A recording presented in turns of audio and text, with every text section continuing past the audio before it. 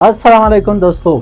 28 फरवरी 2026 को इसराइल एक बार फिर ईरान पर हमला करता है, जिसके नतीजे में ईरान के सुप्रीम लीडर अयतुल्लाह अली खamenei को शहीद कर दिया जाता है। इसके जवाब में ईरान भी इसराइल पर हमला करता है और इसराइल के मुख्तलिफ शहरों को निशाना बनाता है। और इसके साथ साथ ईरान अरब ममालिक कतर, मुत्तहिदा अरब अमारात, सऊदी अरब और बहरीन में मौजूद अमेरिकी अड्डों पर हमले करता है। अब दोस्तों सवाल ये है कि आखिर इसराइल ने ईरान पर क्यों हमला किया, अमेरिका और इसराइल के क्या मुफादात है। तो दोस्तों इन सवालों के जवाब को तहकीक की दुनिया में ढूंढते हैं और वीडियो को आखिर तक देखिए और हमारा यूट्यूब चैनल को सब्सक्राइब करें और बेल आइकन को प्रेस करें ताकि हमारे नए वीडियो आप तक पहुंच जाए। दोस्तों इस वक्त पूरी दुनिया में बढ़ती हुई सियासी, मुआशी और मिलिट्री क्राइसिस के पीछे इसराइल और अमेरिका की हिकमत अमली मौजूद है। अमेरिका अपनी मफादात को हासिल करने के लिए न सिर्फ ममालिक को आपस में लड़ाता है, बल्कि अगर कोई मुल्क अपनी सलामती और खुद मुख्तारी की बात करता है तो अमेरिका उस पर हमला हवर हो जाता है या फिर उसमें रिजीम चेंज यानी हुकूमत को तब्दील कर देता है। उसी तनाजुर में चाहे लबनान में कज़ाफी का हुकूमत हो या फिर मिस्र में मोहम्मद मुर्सी का हो, हत्ता कि 3 जनवरी 2026 को अमेरिकी फोर्सेस ने वेनेजुएला के सदर निकोलस मोडोरो और उनके एहलिया को अगवा करके ले गए और मुल्क में अपना हिमायत याफ्ता गवर्नमेंट बनाया। अगर बात की जाए ईरान और अमेरिका की ताल्लुकात की तो ये ताल्लुकात ज्यादा खुशगवार नहीं रहे। 1953 में जब ईरान के मुंतखब वज़ीर आज़म मोहम्मद मुसद्दक ने ईरान की कौमी सलामती, खुद मुख्तारी और मुआशी तरक्की पर जोर दिया तो अमेरिका और बरतानिया ने बाहम मिलकर मोहम्मद मुसद्दक का हुकूमत खत्म कराया। First time now, the CIA has released documents that show its role in the 1953 coup. That is the coup that toppled Iran's democratically elected Prime Minister Mohammad Mossadegh had moved to nationalize oil production in Iran. Well, the U.S. was concerned at the time that that would mean a victory for the Soviets in the Cold War. So shortly after his election, the CIA began to plan his overthrow, teaming up with Britain's MI6. उसकी जगह मोहम्मद रजा Shah Pahlavi को Iran का शाह बनाया। 1957 में Shah of Iran ने America की ताउन से न्यूक्लियर प्रोग्राम यानी जोहरी प्रोग्राम शुरू किया, लेकिन जब 12 अप्रैल 1979 को ईरान में अयतुल्लाह खमेनी ने इस्लामी इंकलाब लाया तो ईरानी हुकूमत ने अमेरिका मुखालिफ पॉलिसियों पर जोर दिया और ये अज़म किया कि वो ज़ायनिस्ट रिजीम ऑफ इसराइल को ख़त्म करके फ़लस्तीनियों को आज़ाद ममलकत बना दे। इसी दौरान 1980 की दिहाई में ईरान इराक जंग होती है और ईरान को एटमी मुल्क होने की एहसास शुरू हो और फिर से अपनी जोहरी तनसीबात में जोहरी हथियार बनाने पर जोर देती है और 1990 की दिहाई में चीन और रूस भी ईरान को जोहरी हथियार हासिल करने में मदद करती है। लेकिन 2005 में international atomic energy agency IAEA Iran पर इल्ज़ाम आयद करती है और अक़वाम मुत्तहिदा में यूनाइटेड नेशन सिक्योरिटी काउंसिल के रिजोल्यूशन 1696 के तहत ईरान से जोहरी प्रोग्राम को मुकम्मल ख़त्म करने की डिमांड करती है। लेकिन ईरानी हुकूमत ये बात अक़वाम मुत्तहिदा में वाज़े कर चुकी है कि ईरान जोहरी हथियार को मस्बत मकासद के लिए इस्तेमाल करेगी और अपनी जोहरी प्रोग्राम को जारी रखा, जिसके जवाब में अमेरिका और अक़वाम मुत्तहिदा ने ईरान पर मुआशी पाबंदियाँ आयद की, जिससे ईरान की मईशत 20% तक गिर गई और बेरोजगारी की शरह तकरीबन 20% तक बढ़ी। 2013 में मुल्क की बिगड़ती हुई मुआशी हालत को देखते हुए हसन रूहानी ने कौम के साथ ये वादा कर दिया कि अगर वो इंतखाबात जीत गए तो वो मुल्क से पाबंदियाँ उठवाएंगे। सदारती इंतखाबात जीतने के बाद 2015 में उन्होंने 5+1 इत्तेहादी मेंबर्स जिनमें चीन, फ्रांस, जर्मनी, रूस, اور یونائٹڈ کنگڈم کے ساتھ بات چیت شروع کی، اور ان کوششوں کے نتیجے میں انہوں نے joint comprehensive plan of action یعنی JCPOA کو اپنایا، جس کے تحت ایران سے کئی پابندیاں اٹھوائی گئی۔ ان پر یونائٹڈ نیشن سیکیورٹی کونسل کے ریزولوشن 2231 کے تحت عمل درآمد کرائی گئی۔ چاپ ایران کی بیرونی بینکوں میں منجمد اثاثوں تک رسائی، تیل کی برآمدات، فارن ڈائریکٹ انویسٹمنٹ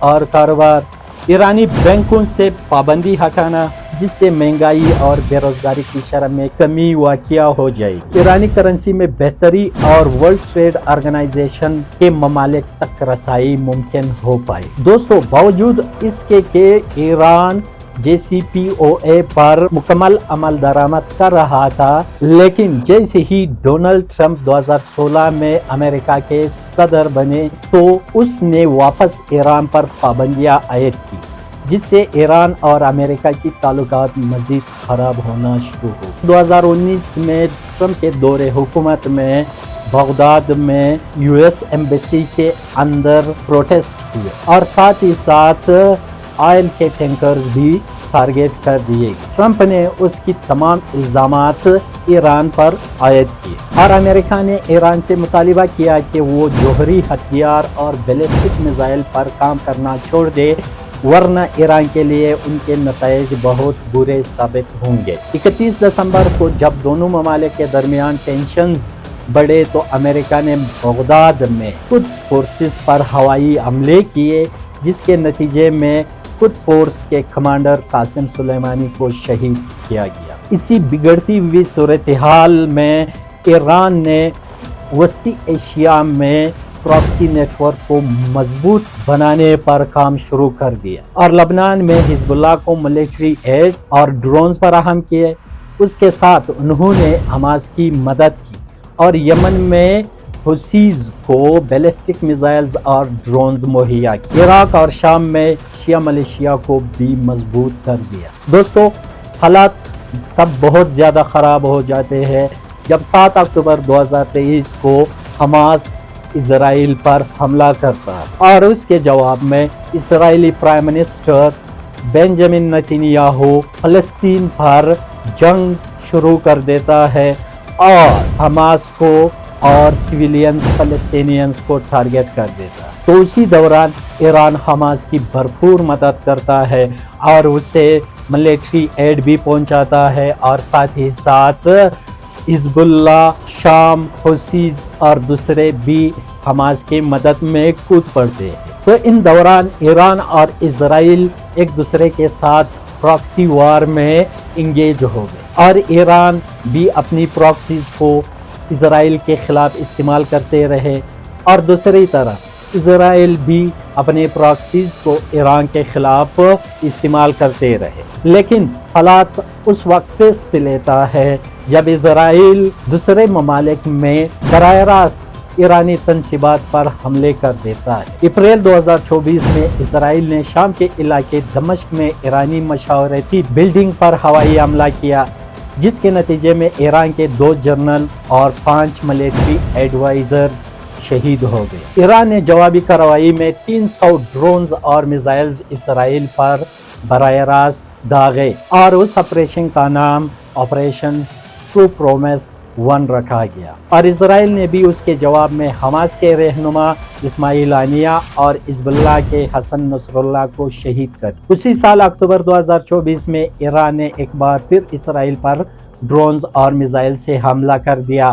جس کا نام آپریشن ٹرو پرومیس 2 رکھا گیا۔ آخرکار 13 جون 2025 کو اسرائیل یک طرفہ طور پر آپریشن رائزنگ لائن کے تحت ایران کے جوہری تنصیبات، میزائل فیکٹریز، سینئر فوجی عہدیداروں اور جوہری سائنسدانوں کو نشانہ بنایا۔ ایران کے وزیر داخلہ عباس اراغچی نے اس حملے کو ان ایکٹ آف وار قرار دیا، اور ایرانی حکومت نے جوابی کارروائی میں اسرائیل پر درجنوں ڈرونز اور بیلسٹک میزائلز داغے۔ اسی ہفتے ہوائی حملوں کے دوران امریکہ نے براہ راست جنگ میں مداخلت کرتے ہوئے ایران کے 3 نیوکلیئر سائٹس فورڈو، इस्फहान और नतांज को 21 जून को निशाना बनाया और अमेरिका के सदर डोनाल्ड ट्रंप ने एलानिया तौर पर ईरान में रिजीम चेंज को सपोर्ट किया। ईरान ने 23 जून को यूएस फोर्सेस पर अल हुदैद एयरबेस कतर में हमला किया। तो दोस्तों